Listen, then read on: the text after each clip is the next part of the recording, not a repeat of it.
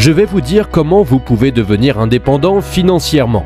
Comment faire en sorte que vous n'ayez plus jamais à vous soucier d'un revenu aussi longtemps que vous vivrez.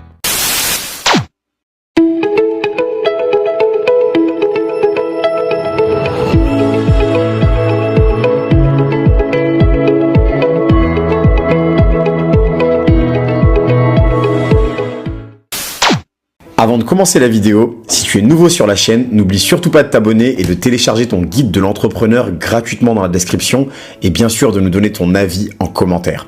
C'est parti!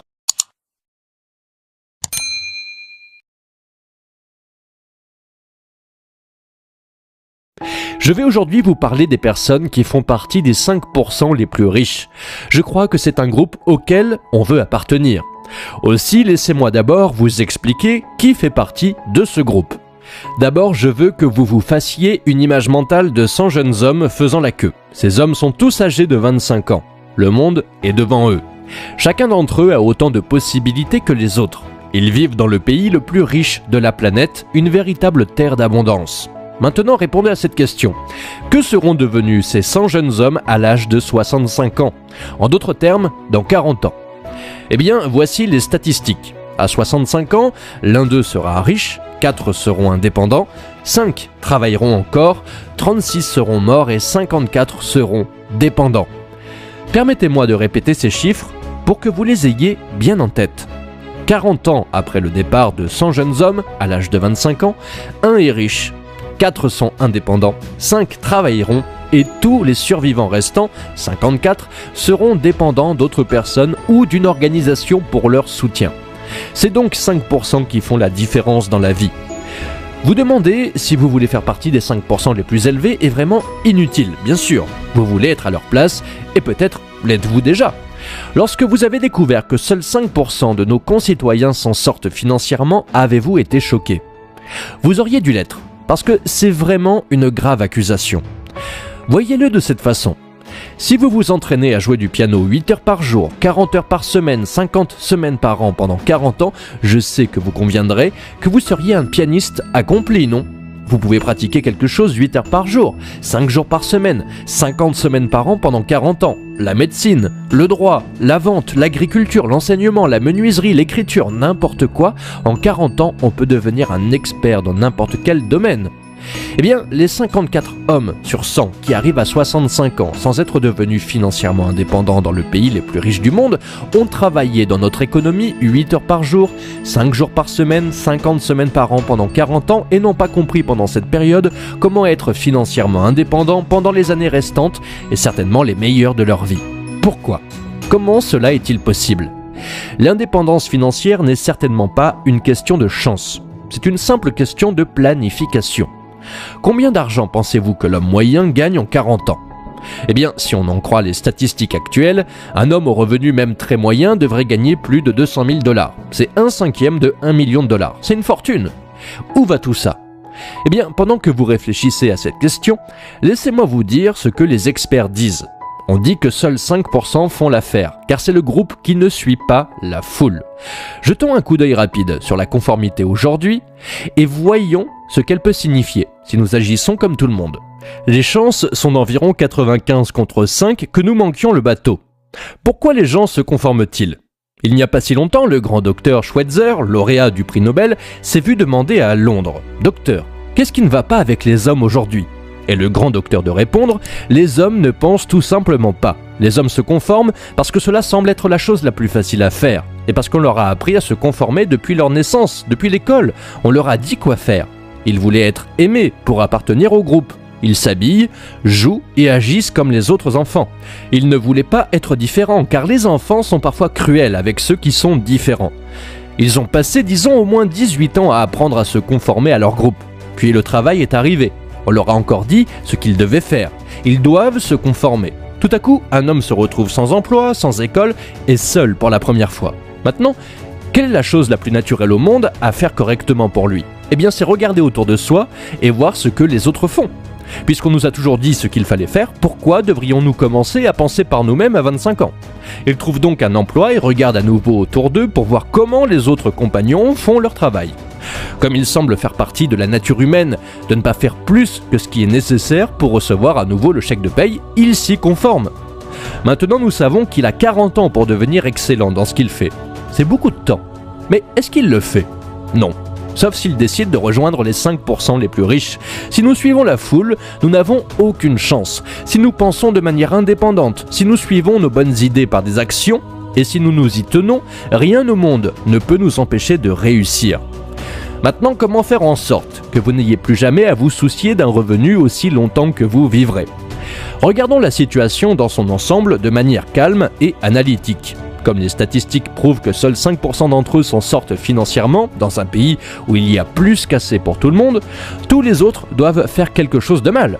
Et qu'est-ce qui ne va pas chez la plupart des gens aujourd'hui, selon les principaux éducateurs et experts? Ils ne pensent pas par eux-mêmes. Ils ne considèrent tout simplement pas la vie comme une chose complète, avec un début, un milieu et une fin. Il est donc évident que si nous ne voulons pas nous conformer, c'est parce qu'en nous conformant, nous manquons le bateau financier. Nous devons réfléchir maintenant avant qu'il ne soit trop tard.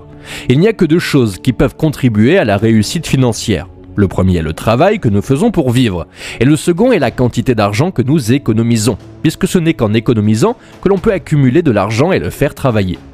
Vous voyez, en suivant logiquement l'ensemble du processus, étape par étape, nous nous débarrassons de toute confusion, de tout doute et de toute supposition, et nous nous retrouvons avec deux tâches que tout le monde peut accomplir. Premièrement, le travail que nous faisons pour vivre, et deux, l'argent que nous pouvons économiser. Maintenant, prenons-les dans l'ordre. D'abord le travail. Naturellement, je n'ai aucun moyen de savoir ce que vous faites. Mais plus de 20 ans de recherche ont prouvé une chose. Quel que soit votre travail en ce moment, il est la clé de votre avenir. Il contient la voie de la grandeur.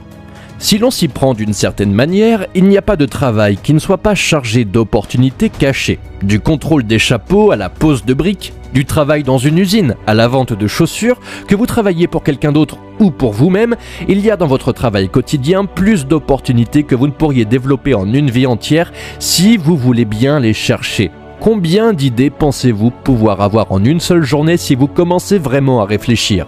Avez-vous déjà pensé qu'une seule idée pouvait vous rendre riche? Une seule!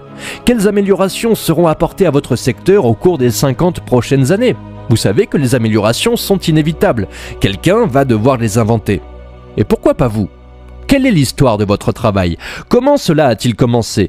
Comment votre secteur a-t-il commencé? Connaissez-vous votre métier dans l'industrie aussi bien qu'un médecin connaît la médecine et son histoire?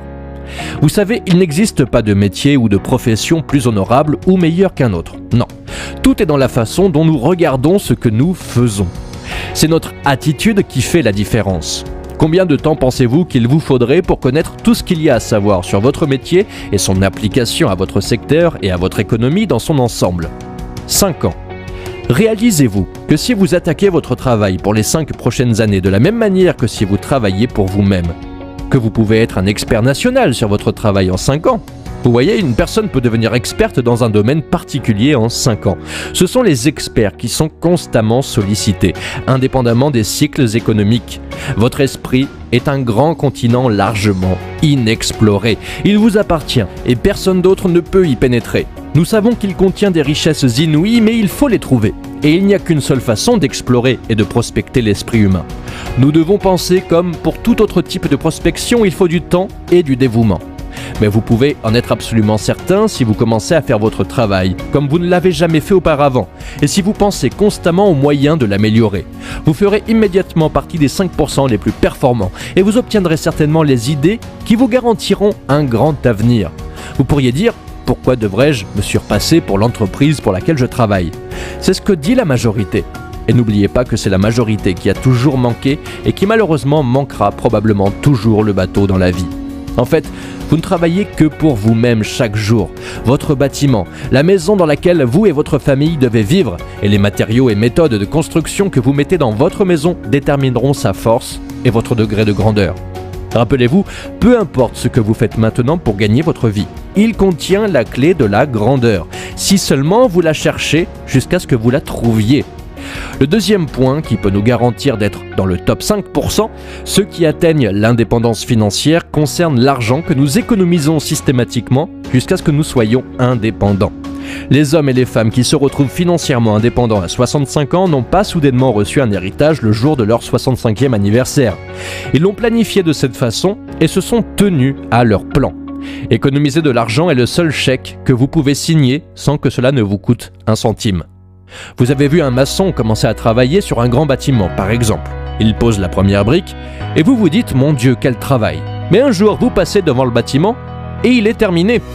La première brique est toujours là, tout en bas, et toutes les autres briques sont à leur place. S'il n'avait pas posé la première brique, aucune des autres n'aurait pu être mise en place.